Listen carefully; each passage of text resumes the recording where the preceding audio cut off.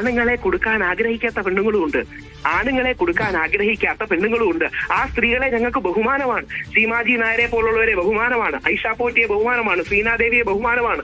ഓടി നടന്ന് രാഹുലിനെ കൊടുക്കാനും വളഞ്ഞു നോക്കുക.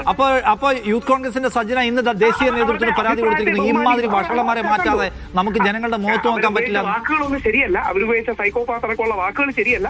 അവരുടെ പരാതിയെ ബഹുമാനിക്കുന്നു, പക്ഷേ അവരുപയോഗിച്ച വാക്ക് ശരിയായില്ല. യഥാർത്ഥത്തിൽ രാഹുൽ മാങ്കൂട്ടത്തിനെ വേട്ടയാടുക എന്ന പൊതുജനം ബോധ്യപ്പെടുത്തി കഴിഞ്ഞു. സാധാരണ ജനങ്ങൾക്ക് രാഹുൽ മാങ്കൂട്ടത്തിൽ വേട്ടയാടലിൽ പെട്ടവനാണ്.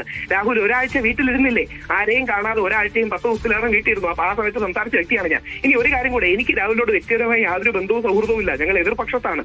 പക്ഷെ നമ്മൾ കുറച്ച് മാന്യത കാണിക്കണം. അതായത് ശങ്കരാടി 35 വർഷം പറഞ്ഞ മാങ്കൂട്ടത്തിലല്ലേ കാണിക്കേണ്ടിയിരുന്നത് ആ പെൺകുട്ടിയോടെങ്കിലും. അവര് തമ്മിൽ റിലേഷൻഷിപ്പ് ഉണ്ടെങ്കിൽ ആ മാന്യത മിനിമം കാണിക്കേണ്ടിയിരുന്നത് ആ പെൺകുട്ടിയോടല്ലേ? ആ മാന്യത കാണിക്കേണ്ടത് അദ്ദേഹം വിശ്വസിക്കുന്ന പ്രസ്ഥാനത്തോടല്ലേ? ആ മാന്യത കാണിക്കേണ്ടത് അദ്ദേഹത്തിന് വോട്ട് ചെയ്ത വോട്ടർമാരോടല്ലേ? അവരുടെ ബ്രേക്കപ്പ് നമ്മൾ രാഷ്ട്രീയമായി യൂസ് ചെയ്യുന്നത് ശരിയാണോ?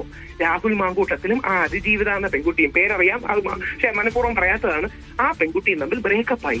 അവരുടെ ബ്രേക്കപ്പിനെ രാഷ്ട്രീയപരമായി യൂസ് ചെയ്യണോ? നമുക്ക് വികസനത്തെ കുറിച്ച്, റോഡിനെ കുറിച്ച്, വിദ്യാഭ്യാസത്തെ കുറിച്ച്, മതസൗഹാർദ്ദത്തെ കുറിച്ച് ഒന്നും സംസാരിക്കാനില്ല. സംസാരിക്കാനുള്ളത് മുഴുവൻ ഒരു ഗർഭത്തെ കുറിച്ചാണ്. എന്തൊരു ദുരവസ്ഥയാണ്. ശങ്കരാടി പറഞ്ഞതിൽ നിന്ന് ഒരു ഇഞ്ച് നമുക്ക് ഒരു സെക്കൻഡ് രാഹുൽ ജെയ്ക്സി തോമസ് ഡിവൈഎഫ്ഐ നേതാവിനോടൊപ്പം. ജയ്ക്ക് ഒരു 2 വ്യക്തികൾ തമ്മിലുള്ള തികച്ചും പേഴ്സണലായ ബന്ധം, ആ ബന്ധത്തിലുണ്ടാകുന്ന ഉലച്ചിലുകൾ, ചിലപ്പോൾ ബ്രേക്കപ്പ്, അതിലുണ്ടാകുന്ന ചിലപ്പോൾ ഒരാൾ ക്യാരിയിങ് ആവുന്നു, അത് അബോർട്ട് ചെയ്യാൻ തീരുമാനിക്കുന്നു, അതിനെല്ലാം കൂടെ വലിച്ച് പൊതുമധ്യത്തിലേക്കിട്ട് അത് കേരളത്തിന്റെ ഒരു സാമൂഹ്യ പ്രശ്നമാക്കി വളർത്തുന്നതിലെ യുക്തിയാണ് രാഹുൽ ഈശ്വർ ചോദിക്കുന്നത് രാഹുൽ മാങ്കൂട്ടത്തിന് വേണ്ടി.